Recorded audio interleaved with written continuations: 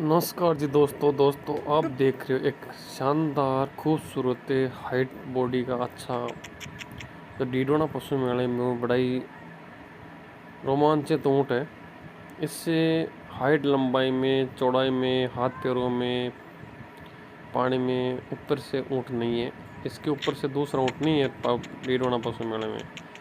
तो आपको ये ऊँट कैसा लगा वो कमेंट करके ज़रूर बताना। और ऊँट की उम्र है 1.5 साल के नेस और ऊँट का मोल है 1.5 लाख रुपए। अगर कोई भाई को पसंद हो तो कमेंट करना। धन्यवाद।